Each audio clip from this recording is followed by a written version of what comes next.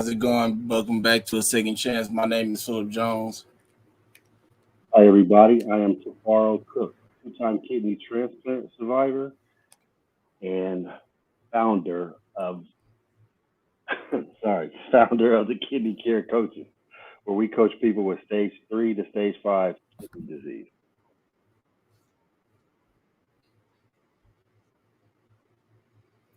Today we have not so much a different show, but it's kind of a, I guess you could say, a part two to our last one, which is high blood pressure.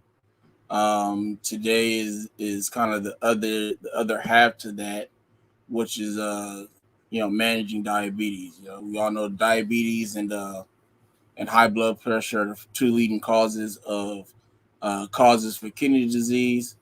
So we're gonna go ahead and get into this. I know we're kind of a little bit behind, so we'll go ahead and get started with the presentation.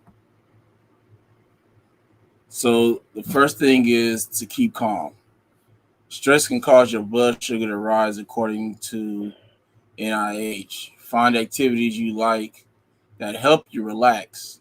Try taking a walk, listening to your favorite music, or gardening, whatever helps you cope.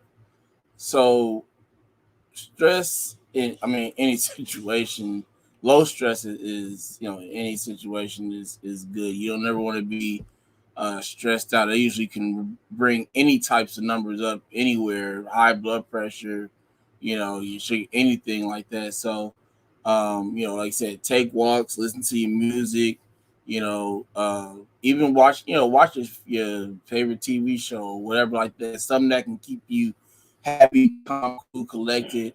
If you got to call, if talking to people keeps you calm, talking to somebody, getting some advice, being able to vent, then do that. At this point, it's just more or less whatever can get you in the point of being content, relaxed, and in kind of in a safe place to keep those numbers down. I totally agree. Uh, One of my ways, I believe in all these up here, but I think one they should have on there is also reading a good book. Sometimes reading a good book, just even if it's a magazine or something like that, just reading alone helps you get away from everything else. And what I mean by just reading is sometimes not on your phone because the phone could be a distraction. Some things can come up. Somebody texting you and stuff like that. But just sometimes just getting a book, getting a magazine, and just withdrawing from everything what's going on helps you decompress. And like Phil said, what makes a difference in that is decompressing. And what he said was whatever makes you decompress, whatever gets the stress out of your life, that's what should be the things you do. A lot of times, man, I took out my hot rod today, and in Florida we got that kind of weather where you could take it out and have a good time and stuff, and it helped me decompress. I was like, oh, I got a nice little drive in cruise with the car, and my little daughter, she was with me and everything. So, and that's just the way I decompress. But sometimes working on the car in the garage by myself with a little bit of music on, just tinkering, that's a good way for me to decompress. But yeah.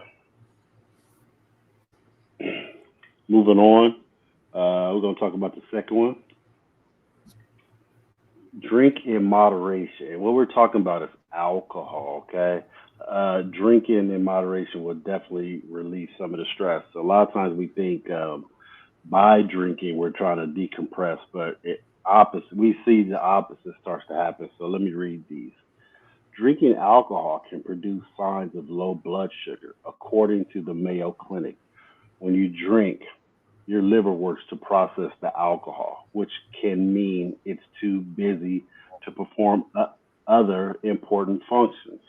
Releasing started releasing stored sugar in response to low levels. Also, drinking can impair your ability to think clearly and make good treatment decisions, which is so true. And another thing what drinking can do with that extra sugar, it can make your A1C go up, and that's another thing where you want to be careful when it comes to diabetes. Uh, alcohol, like you said, has a lot of sugar in it, and it can produce signs of low blood sugar. And the other effects of alcohol, weight gain, you know, fatty liver, can cause all these other challenges in you. So the list goes on when it comes to alcohol. So moderation is the key when it comes to alcohol. What's your feelings on that, Phil? Uh, before I get into to where can you repeat what you said? Or you said A1C? Yes, yes, it can make your A1C level go up when you're drinking too much. For sure. Can you kind of elaborate a little bit more, like what that is for some people? Because I'm not a that far into the diabetes side of it because I do more of the high blood pressure things like that with my own health. Right. So Well, I don't I know don't too know. much about it. I don't know a lot about it, but I just know that it's a particular number of how good your how your diabetes is performing, how you're performing with your diabetes. And I don't want to get into too much, but I do know that drinking too much sugar can raise the blood sugar, and it can, like you said, drinking alcohol can produce signs of low blood sugar. Well, I mean, dipping, and that's when you feel lethargic and feel tired and stuff because you have low blood sugar and your A1C is, and I can't elaborate on it too much either, but it is when it's the number of what your kidneys, how your liver, I'm sorry, how your diabetes is functioning, and that's what that means. So I can't even go into it rather because I don't know too much about it. I'm more of a kidney guy also. So, No but I know problem. that is the critical number. I just know that is the critical number though. So for me, it's it's just drinking alcohol. I don't drink alcohol, so I'm always for this slide. So the main thing for me that sticks out is the part where it impairs your ability to think clearly. Um, Hmm. you never want to be in a situation where you can't make the right medical decisions, Right. especially when you're not in a hospital where a physician or a nurse or physician assistants can make those decisions for you, or your wife or your parents or whoever can make those Right. decisions for you. You mess around and you went to the bar, or went out drinking with some friends or something, and you forgot to check your blood sugar while you was out, or anything like Hmm. that can put you in a bad situation. So definitely try to taper your the amount of alcohol that you drink. Again, not telling you not to at all. I mean, granted, I would love to see people cut back on their alcohol, but I know some people just like to drink it, which is fine. It's the reason why it's there. So definitely try to, if nothing else, uh, taper it to where it doesn't affect you mentally, so you can make the right decisions that you need to make medically for these situations. Right. Uh, Right. Number three, adjust for your stage of life. The Mayo Clinic has also explains that hormone levels can cause your blood sugar to fluctuate. For example, a woman may need to adjust her medication, meal plan, and exercise level for her menstrual cycle. Going through menopause, you may need to make more adjustments and check your blood glucose more often. Talk to your doctor to determine a plan that's right for your body and just hormone changes at different life stages. So to get around the whole beginning part of it, I guess, to make it more for everybody, but just because it was something specific I was going to touch on. Sorry. Um, yeah. So, and this is gonna come up again later, but talk to your doctor to make sure that you have the right plan, medical plan for you. So it's saying adjust for your stage of life. So wherever you are in life, make sure that your medications fit, where you are in, in your life, age, your physical activities, you know, uh, all that stuff. It all has to add up. Otherwise, one thing going off, off track can throw everything else off track. So make sure that everything is aligned the way that it needs to be for that time of your life. I definitely agree. Now, gestational diabetes is what a lot of women get when they're pregnant. And my wife was almost she almost had it. We had to go to the doctor a couple of times for her because they thought she had gestational diabetes. And that I don't know how that works, but I do know that that is a form of diabetes that women get sometimes when they're pregnant. Not all women, but some. But what they're saying right here is if you do have type 2 diabetes, more likely you do want to, get go to your doctor and tell them what you're doing so they can make a plan for you. And you tell them everything you're doing as far as exercising, your nutrition, you know, what your menstruation cycle is like, or if you're older going through menopause. All these things have a lot to do with what your glucose level is going to be like. So like I said, you can line up 12 people who have diabetes, and it can be type 2, and it's all going to be different also. So, because sometimes what happens with diabetes is, other things may cause the diabetes. So it's just not like, okay, I got diabetes. Well, sometimes it can be all kinds of different things why you got diabetes. But I think one of the main things too is your doctor's definitely going to be happy to see you exercising and have a meal plan because that can help type 2 diabetes for sure. But again, this is, making adjustments for your stage of life, whether you're in menopause or, young enough to have, menstrual cycles for a woman and anything like that. You definitely want to go to the doctor and get a good plan so you can reach your full potential. Okay. 4, be aware that some medications may affect your diabetes. That is so true. A lot of medications can affect it. That's why, if you go to the doctor, they don't want you just taking anything over the counter because especially if you got diabetes or some other kind of ailment, make sure you get checked by the doctor first. Also, the Mayo Clinic notes some medications are sweetened and others may affect healthy glucose levels in other ways, right? So if you're taking a medication and they put a little coating over it to make it sweeter, all because it's probably the medication might be bitter or just doesn't taste good, you definitely want to find out what's going on. And this goes back to you know learning about what's going on with you, being your best advocate, going to the doctor, getting checked, all these things because a healthy glucose level is the way to be. Because I'm telling you, diabetes is a killer, man, especially type 2. Go ahead, Phil. Yeah, you brought up something very important for this slide, which is being proactive. In your health. Like you said, if you notice that there's some kind of coating or medication that has that kind of sweet taste to it,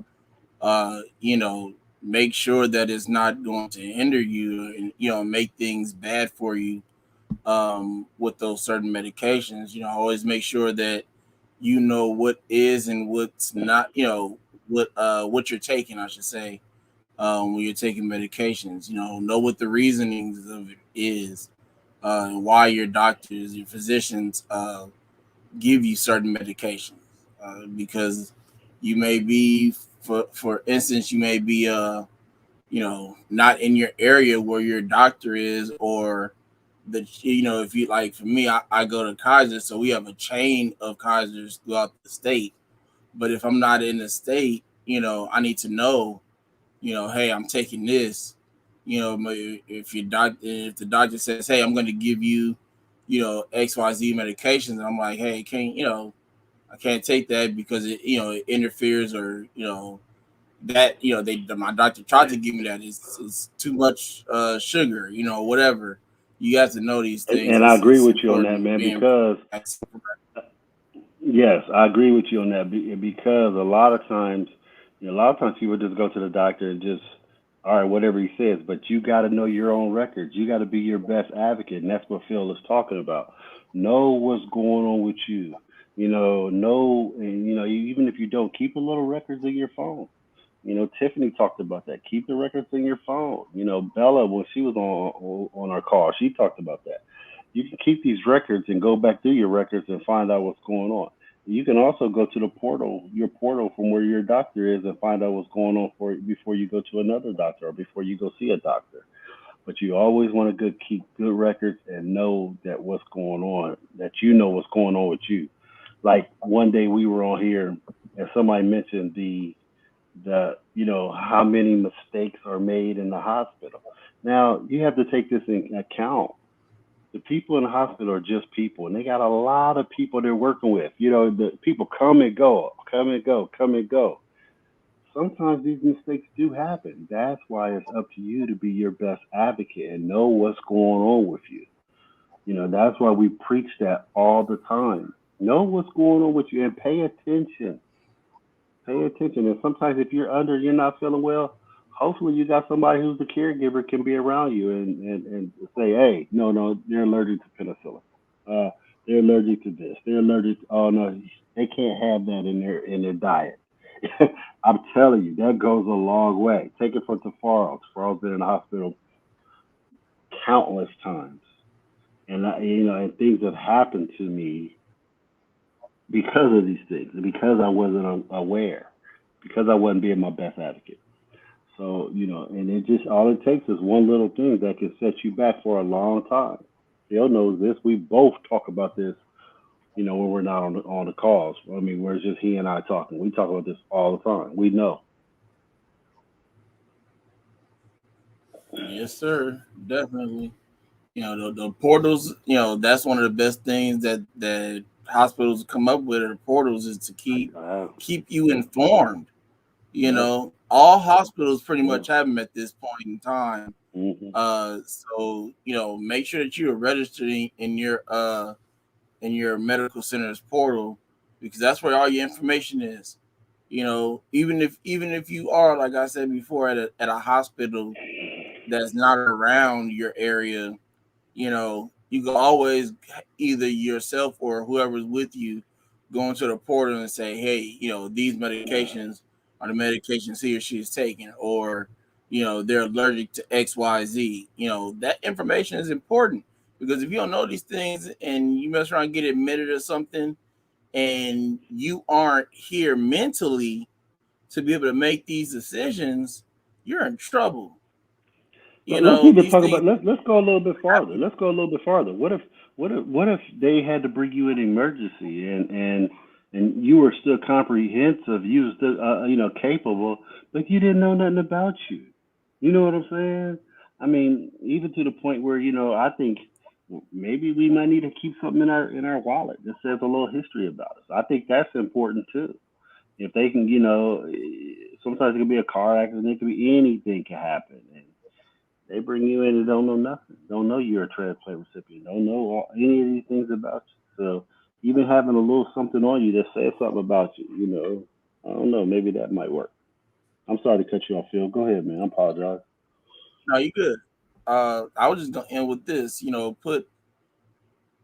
Find out where you are 9 times out of 10 throughout the day. Or where you're most likely to go visit. You need to, put all this information in some kind of packet and put it in each one of those spots. If you go, to your mom's house, 4 out of the 7 days of the week, put one there. Make sure you got one in the car.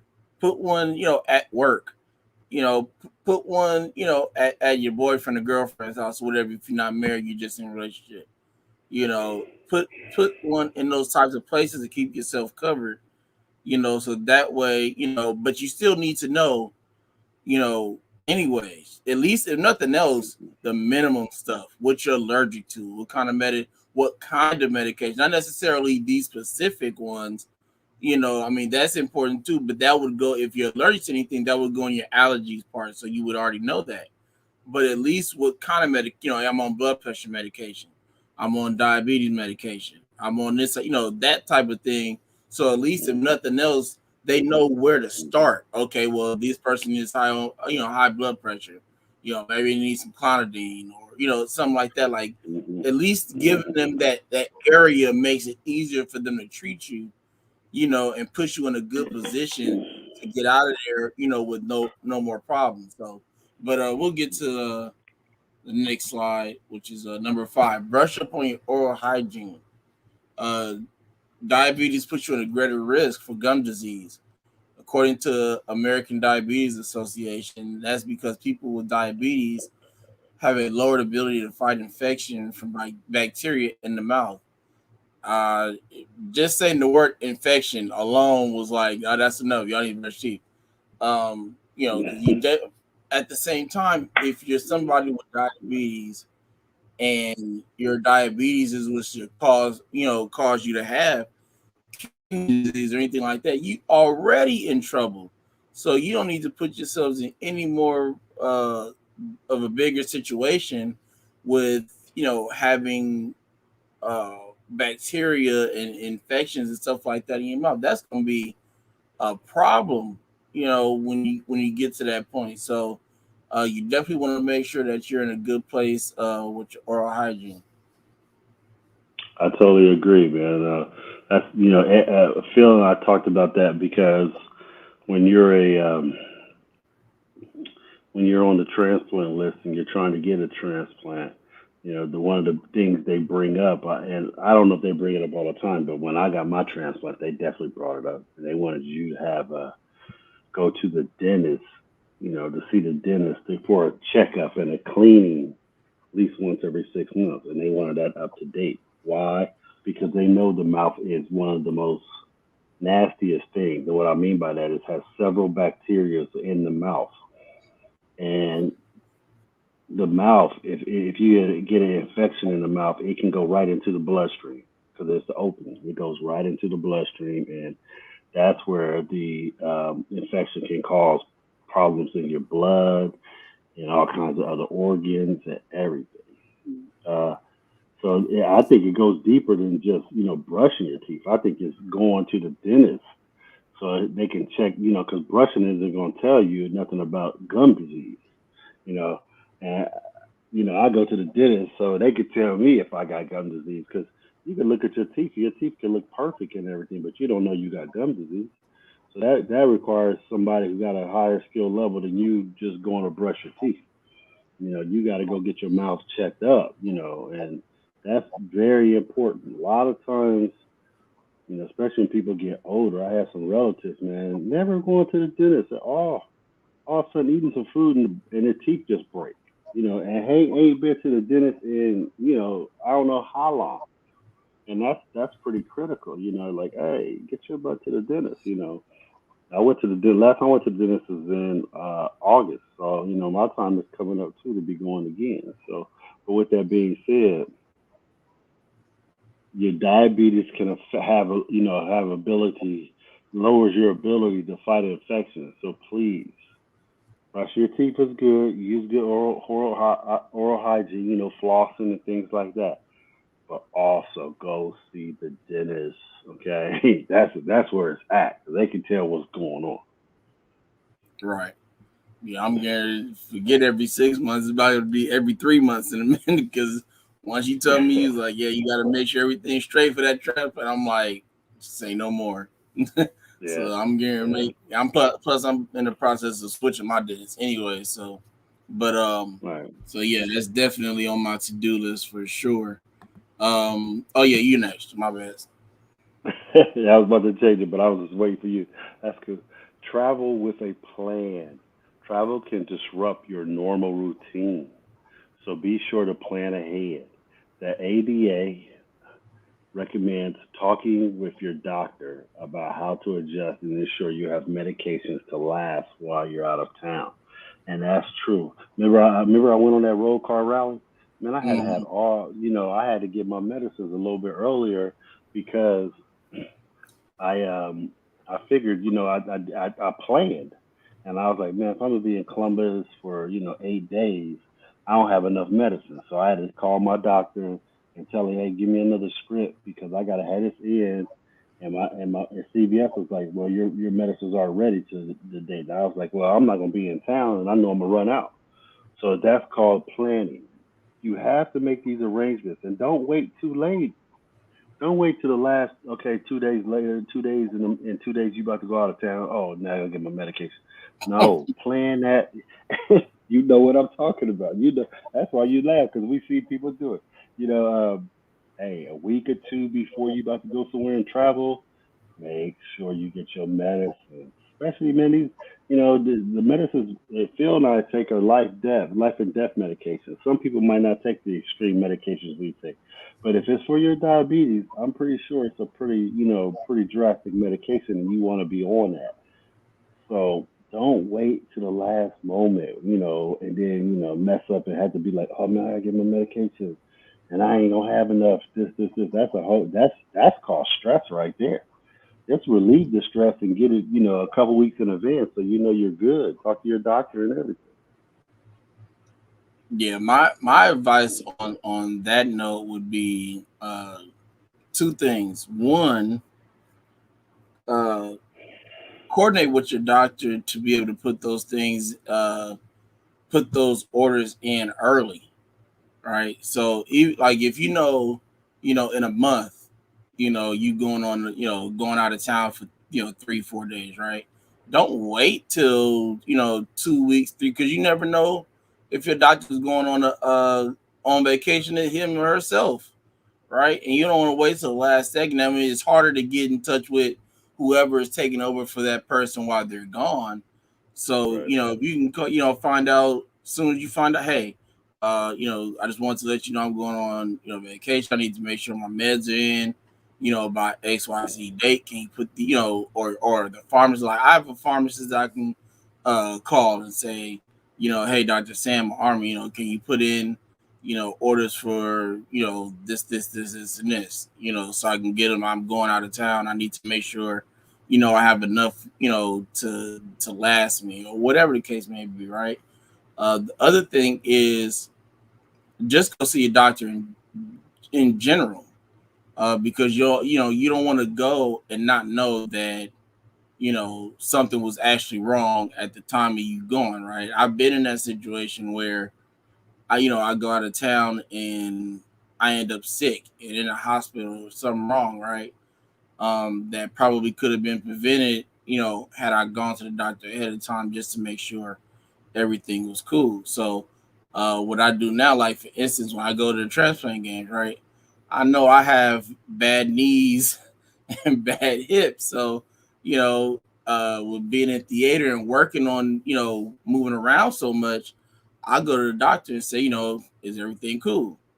I'm look at it, do his little test and everything, and then he usually gives me a cortisone shot and send me on my way. I'm like, all right, homie, see you later. But that's just it's putting yourself in a good position to say, all right, I'm okay, I'm straight. That's the whole thing, is about making sure that you're in a good position to last, to get there and come back. You don't want to be stuck in a position where you're out there somewhere and that's like, oh, I gotta go to the emergency room or whatever. you know and nothing like being somewhere, especially when you're not around family or friends, that can get to you. So, definitely make sure that you put yourself in a good position if you are traveling, that, like, like I said, you have your medications and you have a plan together and things like that. So, uh, number 7, sweeten it yourself. To give yourself more control, you can reduce sugar in your diet by adding your own sweeteners. Not only will you support your diabetes nutrition strategy, you likely add less sugar, saving on calories and carbs. Notes the ADA. That's important for people with diabetes because that's like, for instance, like kidney patients and salt, right? Like we was talking about this the other day. Me me and Mr. Cook, at this point in our life, we eating bland food, but right now, so we don't need to dip our food in salt before we cook it. Like we were when we grew up, it was like that was all it was salt, salt, salt, salt, more salt, Yep. salt, salt. Yep. So, Yep. uh, definitely, get it plain. If you're drinking tea, coffee, anything like that, get it plain and just ask, hey, can you bring me sweet and low, or whatever type of, even if it is regular sugar, at least you'll use less than what they put in it. Because you let them put in it, it's probably gonna be half the bag of sugar sitting in your cup. So make sure that you do these things yourself, because what you're allowed to have sugar wise in, like you said, in your nutritional strategy. So you want to make sure that you abide by that and go by whatever it is the doctor's telling you. You can or cannot have this much sugar in your diet. I totally agree, man. That's funny, man, because the first time I ever came down south, man, we stopped at somewhere, and I got some iced tea, sweetened iced tea, I already knew that's and what you were gonna say. I thought they poured the whole 5 pounds of bag of sugar in it.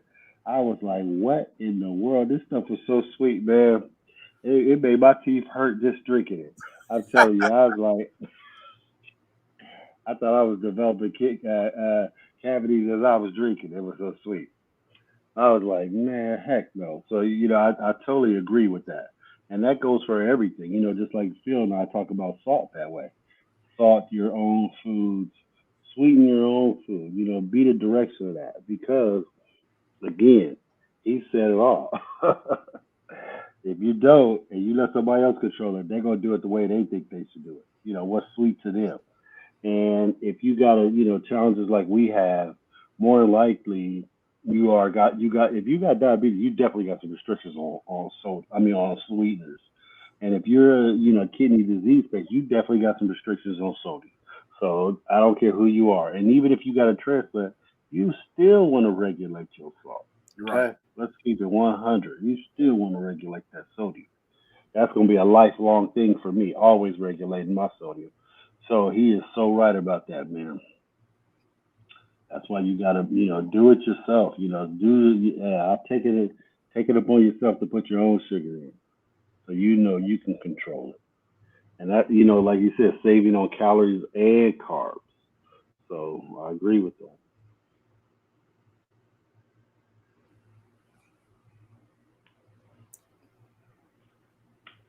Diabetes makes you more vulnerable to infection. According to the CDC, illnesses such as the flu, pneumonia, and hepatitis B are more common in people with diabetes. Why? Let's talk about that. It's because your immune system's not up to power when you have diabetes. It's getting bombarded. It's getting bombarded with everything, all these other situations too. So that's why you want to, get your flu shot. I don't know how you stop pneumonia. If there's any ways to stop pneumonia, I don't know. I don't know if there's any ways to stop hepatitis B besides don't use needles under people and stuff like that. But these things, well, anyway, like you said, get vaccinated. I truly believe in getting vaccinated for for the flu. I don't know. Do they have a pneumonia vaccination? I don't think they do. Do they, Phil? I'm not sure, but I know the only way that you can take care of it is sitting in the hospital and just doing whatever the doctor tells you to do in there. There's no taking care of it really at home unless you just never go to the doctor in the first place. I mean, I've had to deal with a different type of pneumonia, not like a regular pneumonia, but it was called walking pneumonia, and Yeah. I sat in the hospital for a whole month with four chest tubes in my back, draining Yeah. fluid left and right, left and right, left and right. Yeah. That was spent my Thanksgiving, birthday, mama's birthday, everybody's That birthday. was a form. That's a form of pleurisy. That's a form of pleurisy where you have the thick mucus coming, in your lungs that they got to take off of you. That means the body's not able to get it off of you, so they have to administrate something to get it off of you.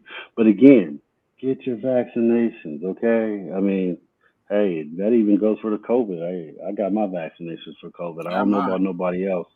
I ain't, and I ain't mad at nobody getting their vaccinations. Now, if you don't want to get vaccinated, that's up to you. I ain't mad at you, but I got mine.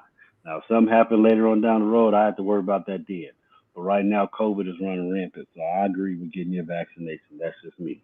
Now, everybody, if something else happens later on, I have to deal with that then. But COVID is doing this thing right now, and I ain't trying to be a victim, so I got Right. mine.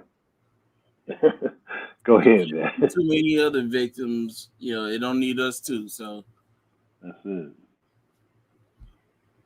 number 9, know your data.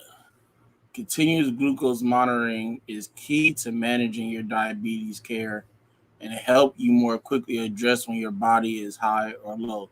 This goes right back, kind of, is very equivalent to what we was talking about with blood pressure. Keeping blood pressure machine in your house is the same thing. Hmm. Stay on your Yep. numbers. The reason why they have you check it every what seems like probably to you every 3 seconds with the people who have it, because it's every time you turn around you poke and looking at blood numbers. So, but it's for a reason. Make sure you stay on top of this and you check it when you're supposed to check it, because like it says, you mess around and decide to skip a time that you need to address it when you could have done it, and checked it and said, oh, okay, it's a little high, and manage it from there, as opposed to skipping and not knowing that it's getting high. And then by the time you do check, you like, I need to go to the emergency room. You could have, went around that by just checking it when you were supposed to, Right. and knowing at that time, like, okay, I need to, do XYZ, whatever the steps are for high and low numbers when it comes to you. I don't know those numbers, so I'm not going to even try to give no examples or anything like that. But um, so definitely stay on your regimen of checking it. Make sure you know what you're looking. Same thing, just like you saying, blood pressure. Know what you're reading. I mean, I would assume, if you're diabetic and have you say that you know what you're reading, because they're not just gonna send you home and you don't know what you're doing. So Oh that's yeah. probably the different part of it from blood pressure. But and if it's something that you're not too sure on, ask. There's nothing Hmm. wrong with asking questions. My Hmm. daddy always said, "Closed mouth don't get fed." If you don't That's ask it. questions, you are not gonna know the answer to it. Until you find out, which means you still have to ask somebody, or at least to yourself, to go on the internet and look it up or something. So know what you're reading, what your numbers and things like that. Know what you're looking for good or bad things and stuff like that. And and live, live the right way, like you should be able to live, even with something like diabetes. Man, that's funny that you say that, man, because I remember when my grandmother died in well, I think it was 1990, 90, 89 or 90, and that was a long time ago. But man, I never forget my dad. Well, back in the day, they called diabetes the sugar. That's what they said. He got the mother. So mother got the sugar, and I was Yep. just be like, "What is that? What is that?" And so, yeah, for real. So as I got older, I found out, that was diabetes. That's what they called it. They called it the sugar. Mm. Anyway, man, my grandmother, man, was the most diligent I ever seen to the day she died, man. She had no sodium in the crib, and she cooked her own food. She didn't go out to eat. She didn't do none of that stuff, man. And she lived a great life, man. She just died of old age, but she lived a great life with diabetes. And had it for like at an early, I'm talking about. She died in 1990, so her diabetes started probably like in the 70s. You follow what I'm saying? And was took care of it all her life with nutrition. It was type 2 diabetes, and took care of it with nutrition. And I'm talking about eating clean. And back in the day, my grandmother and them had garden. We had a garden. People ate out from the earth, straight up. I remember when we would have a crop of cucumbers or whatever. My mom be like, "Go take these to Miss Cox. Go take run through all through the neighborhood, giving." They'd be like, hold on, get these back to your mom. Get these. I got some carrots or whatever, man, peppers. And I had to run back to my mom. Mom, Miss So and So gave you these. And everybody had a garden in their backyard. So, you know, times have changed with that, but I never forget how diligent my grandmother was, man, about her diabetes regimen, man.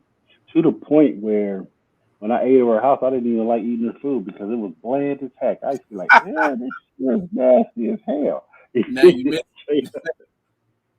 Right, but see now it reflects back into what she was doing. She was cooking for herself, because that's how she had to eat, and that's what she did. But she never had no problems with it, all because she was so diligent. And I don't even know if they had monitors out there. And if they did, she definitely would have been on it. But I had two close homeboys of mine die from diabetic coma. And what that is just not what they did, man. They just didn't take care of themselves to the point where they were not, monitoring it. They knew they had it, but what? No monitoring, uh, no nothing, man. Just doing what they did, and went to sleep and never woke up. And both of them, just like that. And they were young cats too. Matter of fact, when it happened, now they were both in their 30s, and that could have been prevented. So this is the type of stuff. This is when we talk about being your best advocate. All these things apply to anybody that got anything going on with you. So this isn't just for diabetes. This isn't just for somebody who has kidney disease. This is for life. Monitor everything what's going on. Whatever it may be. If it's your school, talk to your teachers. Find out what's going on. If it's your job, hey, keep up to date with your boss so you can know what's happening, what's going on around, your work area. These are all we're talking about. Diabetes. We talk about things for blood pressure and kidney stuff, but these are all metaphors for life. If you want to break it down, if you really want to be serious about it, these are all we can all put these things to numerous things. But I can get off my soapbox and talk about the last one right here, Ted.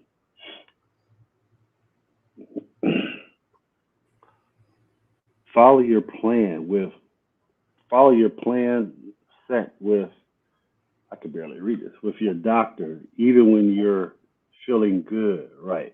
Okay. Follow your plan set with your doctor even when you're feeling good. That is so true. That means again, okay, I feel good. I don't need to go see my doctor. No, you do need to go see your doctor. Just because you feel good, you definitely need to and follow the plan. Don't go off script. Stay up on that plan. You might be tempted to skip it, but you probably I can't read this, it's kind of But blurry. you probably feel good because your plan is working. But you probably feel good because your plan is working. Thank you, Phil, for that. And the reason why you feel good is because you've been following it. So Right. don't do that. And I've been guilty of it. I keep it real. I've been guilty of it. Man, I feel good. I don't need this. So the reason why you was feeling good is because you was on that plan. And, But go and ahead, we man. know, and we know that's one of the biggest reasons why transplant patients lose their transplant. They stop It taking is, yeah.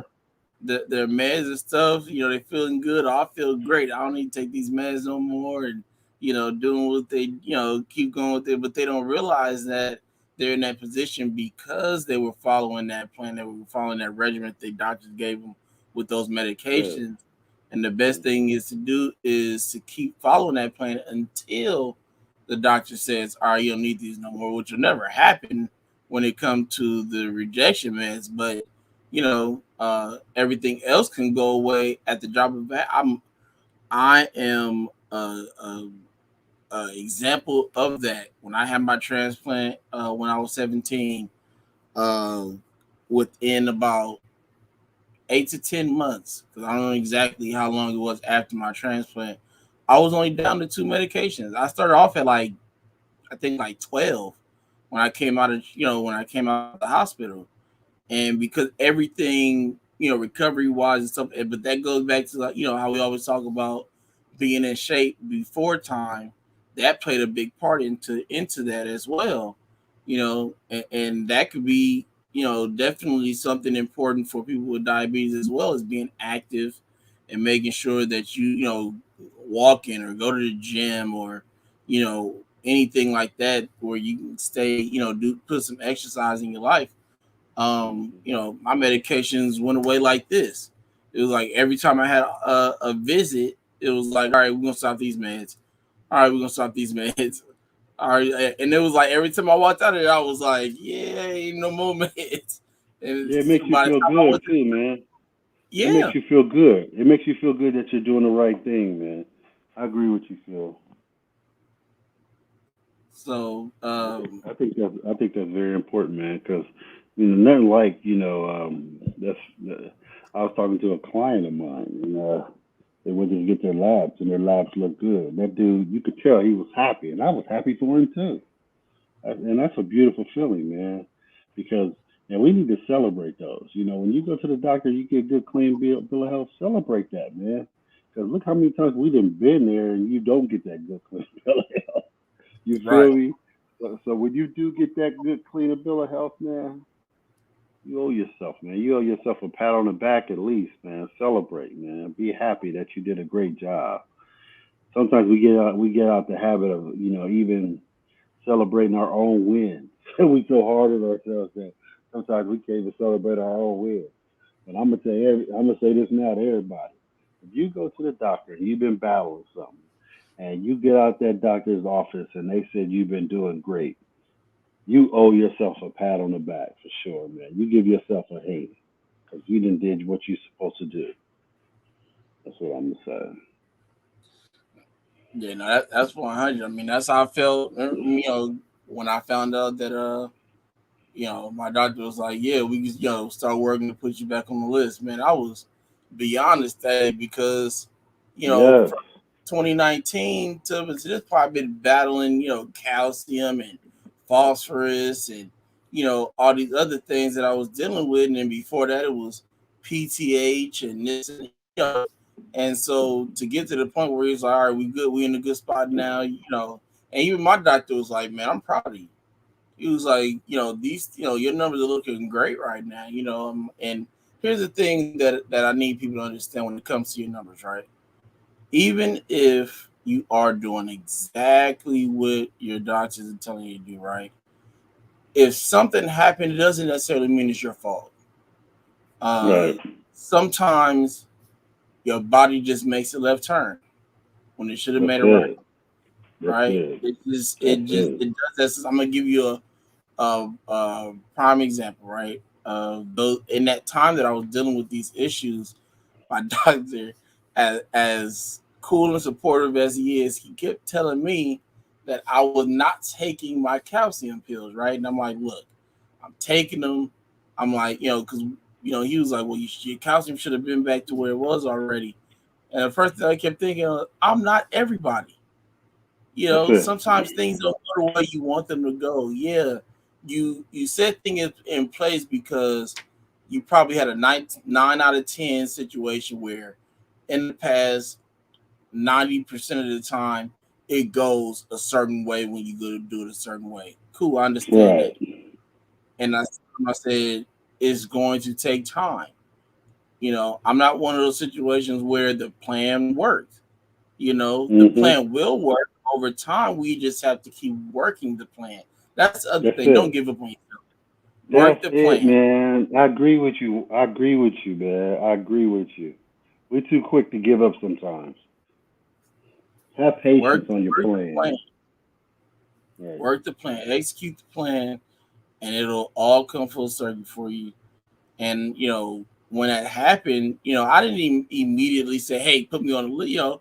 I waited because I wanted to make sure that it came back to where it was supposed to be, and and it's been steady ever since. So now I just did my labs last Friday. Well, this past Friday that just passed.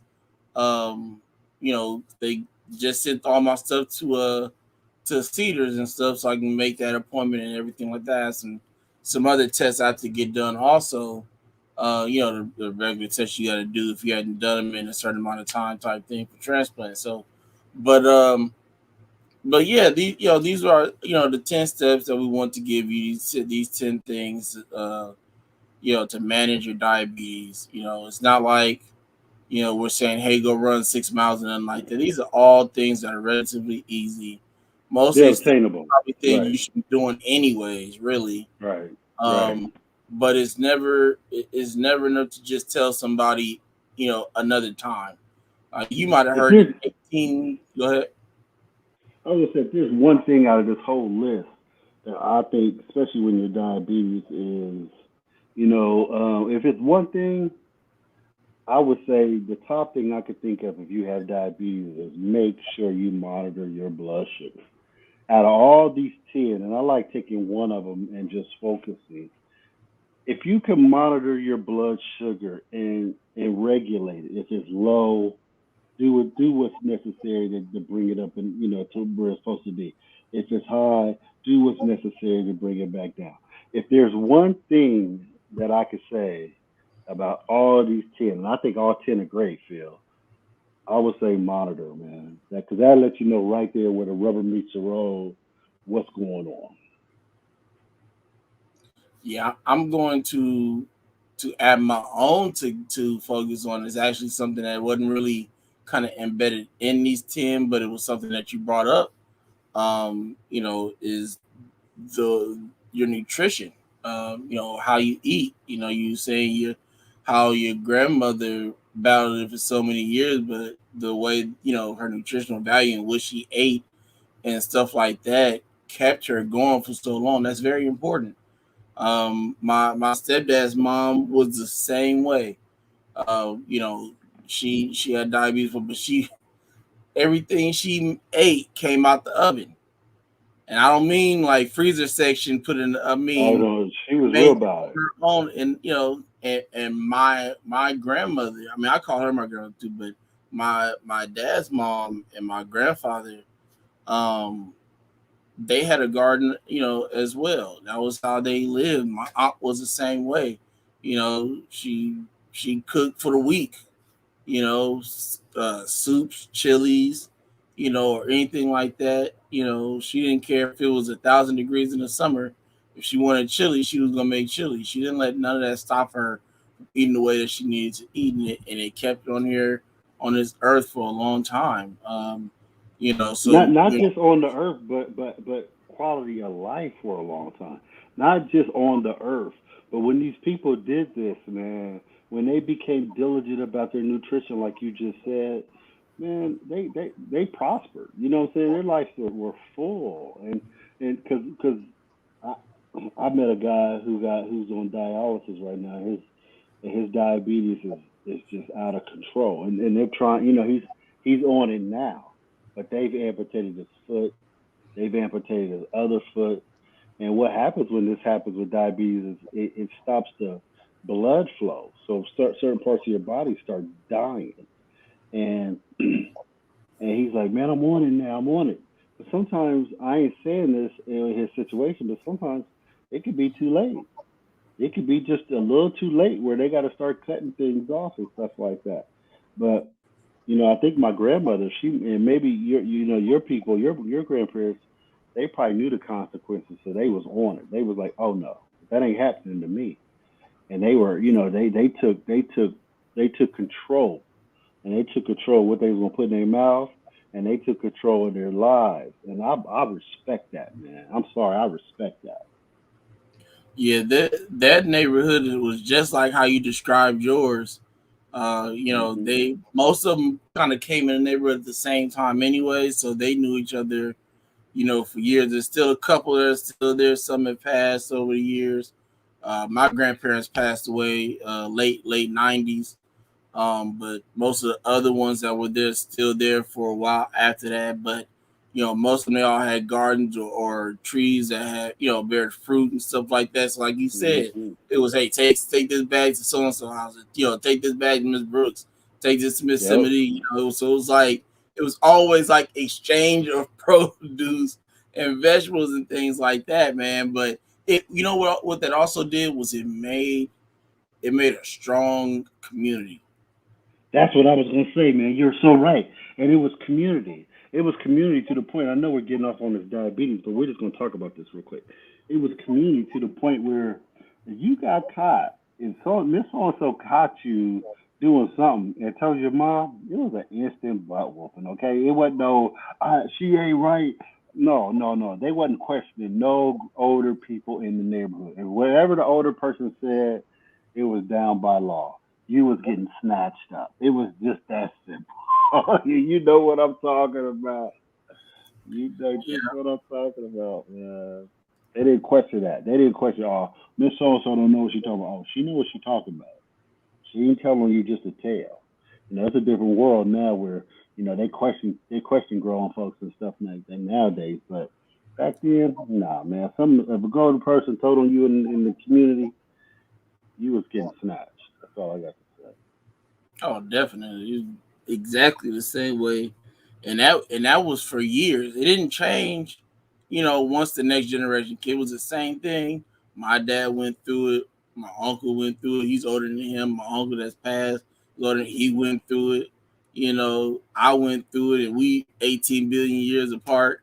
You know, and so I deal with the same. With the same thing. So um, it's the reason why people like us can go through what we go through and still fight and make it to who we are now, because of those people that we've had in our life that cared enough to whoop our butts when they needed to. It I've takes a community. It takes a gotten, community. It takes a right. community to raise kids. Yep. I've gotten whoopings when I was like, I tried my best to get away from it, and they was like, "Nope, go on back down there, go on, turn right on back around," and then come back and get one for me too. I'm like, nah, man, I can't be getting all these whoopings. we got uh, we got to change something around here. The one line I hated, I'm ending here, was go get the switch. Which one? Whichever one you go get out the backyard, but it better not be skinny. It better be something on it. uh, God, you would think after hearing that so much, I would no longer be getting in trouble, right? Nope, I'm an idiot. So, but yeah, man, that was definitely a great one, for the books, man. And you know, we I'm getting ready to go get ready for this drop off tomorrow for our toy drive at Children's Hospital, and I know you got yours coming up, so we'll I be do. back Yep. next Sunday. Um, we'll make an announcement if anything comes up, but I don't think we do anything during the week. I have an interview tomorrow with Bella Langston, so check that out on Facebook. It's on YouTube, but I'll have it posted on Facebook. So Post what time that so because I want to listen to it. yeah, I'm gonna send it to you when we get off here. Cool, cool, cool. All right, everybody. You have a great night, and we'll see you next week.